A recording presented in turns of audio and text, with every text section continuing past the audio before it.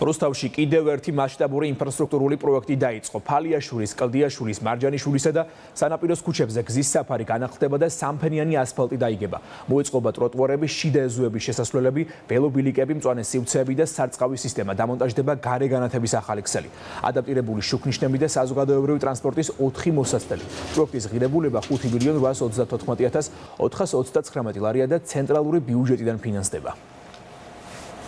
იყო საკითხი, რომ ამ ქუჩაზე რაც შეიძლება სწრაფად დაგვეწყო სარეაბილიტაციო სამუშაოები, რომელიც გულისხმობს საფეხმავლო ნაწილის მოწყობას, განათების სისტემის დამატებას, ასევე მიწის ქვეშ ყველა იმ კომუნიკაციის გამოცვლას, რომელიც სწორედ მოსახლეობას უქმნიდა პრობლემებს. ასევე მუშაობთ GVP-სთან ერთად და ვცდილობთ, რომ ვადებში და ხარისხიანად დავასრულოთ პროექტი. პროექტის პარკლებში მოეწყობა ახალი სანიაღვრე ქსელი, გარე განათების ქსელი, ასევე მოხდება შიშრომო პირებზე ადაპტირებული შუქნიშნების მონტაჟი.